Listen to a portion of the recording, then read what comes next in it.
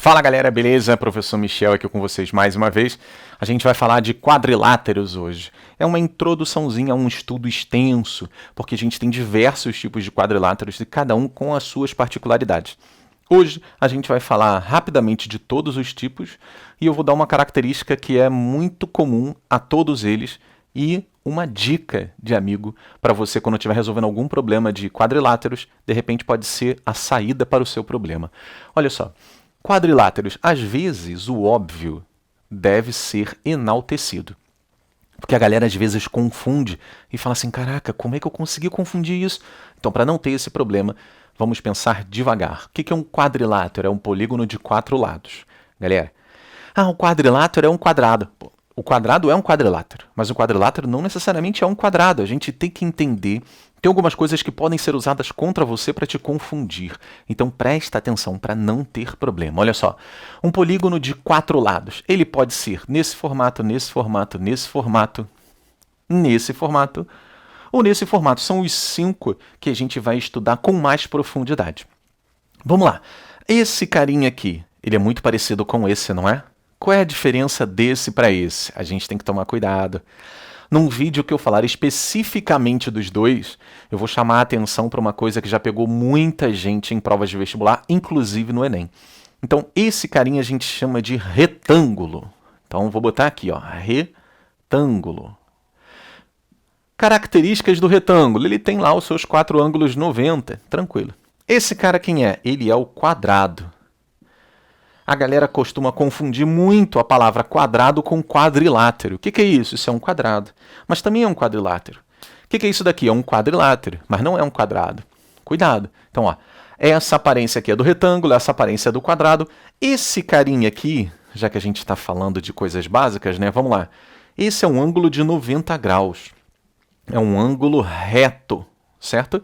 O símbolo de ângulo reto é esse quadradinho com a bolinha no meio. Onde tiver isso, é 90 graus. Se não tiver, você não pode considerar como 90 graus, a não ser que o cara fale no enunciado. Beleza? Vamos lá.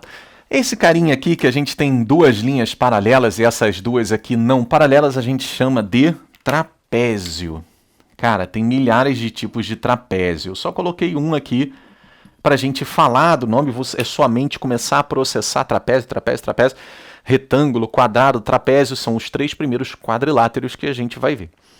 Esse carinha aqui, ele parece muito com um retângulo, né? Olha aqui. Se você pegar o retângulo e fizer assim com ele, ele vira esse cara. O nome dele é paralelogramo. Paralelogramo. Ou palavrinha grande, o diabo escreveu isso quando era pequeno.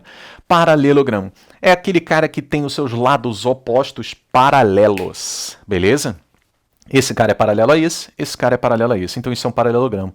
Professor, então esse aqui é um paralelogramo, não é? Porque olha só, esse cara é paralelo a esse cara é paralelo a esse, sim. A gente vai brincar com essas semelhanças e essas diferenças entre os polígonos, entre os quadriláteros, em cada vídeo específico deles. Beleza? Então, ó, retângulo, quadrado, trapézio, paralelogramo e esse carinha que é o balãozinho, né? O balãozinho de festa junina. É o que a gente chama de losango. Galera, eu já vi muita gente chamar isso daqui de losangulo, pelo amor de Deus. Losangulo na sua cabeça. Não existe. É losango. Show de bola? Características do losango, ele parece um balãozinho. Parece um balãozinho. Se você pegar o quadrado e fizer assim com o quadrado, ele vai parecer um balãozinho. Então eles têm algumas coisas semelhantes também. A gente vai falar isso com calma. Galera, seja retângulo, quadrado, trapézio, paralelogramo ou losango, a gente vai estudar esses caras com muito afinco, bem devagarzinho, cada um com sua característica, cada um com um vídeo específico para eles, com uma aula específica para eles, porque eles merecem ter os seus detalhes mastigadinhos. Poderia fazer isso tudo agora nessa aula, só que essa aula teria uns 40, 50 minutos e não é essa a proposta do Matemática Mais Fácil. A ideia é colocar vídeos pequenos para que você possa assistir em qualquer lugar, a qualquer momento e colocar conhecimento na sua cabeça aos pouquinhos. Esse é o método de ensino do Matemática Mais Fácil.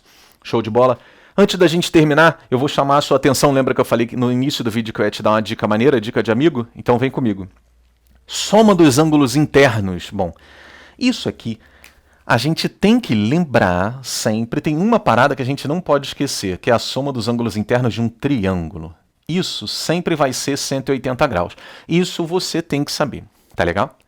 Ah, mas e do quadrilátero? Olha para as imagens. Olha aqui. O que eu fiz quando eu liguei dois vértices opostos desse quadrilátero? Eu dividi em dois triângulos. Agora eu vou fazer a mesma coisa aqui, ó. Eu dividi em dois triângulos. Eu vou fazer a mesma coisa aqui, ó. Eu dividi em dois triângulos. A mesma coisa aqui. Galera, moral da história. Qualquer quadrilátero que você divida ligando dois vértices opostos, você sempre vai obter dois triângulos. Às vezes eles podem ser iguais, às vezes não, isso não interessa, mas o que interessa é que são sempre dois triângulos. E como cada triângulo tem 180 graus da soma dos ângulos internos, se qualquer quadrilátero a gente consegue 2, quanto é 2 vezes 180? 360. Então a soma dos ângulos internos de qualquer quadrilátero é 360, por quê? Porque ele sempre é dividido em dois triângulos. E como cada triângulo a soma é 180, 180 mais 180, 360. Essa brincadeirinha de fazer um triângulo aparecer dentro de outro polígono sempre salva a gente nos problemas mais difíceis. Quando a gente... Cara, se eu traçar essa linha aqui, vai aparecer um triângulo. Ó, se aparece um triângulo, com certeza a coisa fica mais fácil.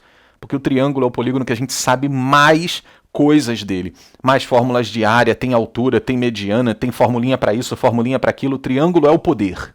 Então, mete o triângulo dentro dos outros polígonos se você tem dificuldade em resolver certo exercício. Tá beleza?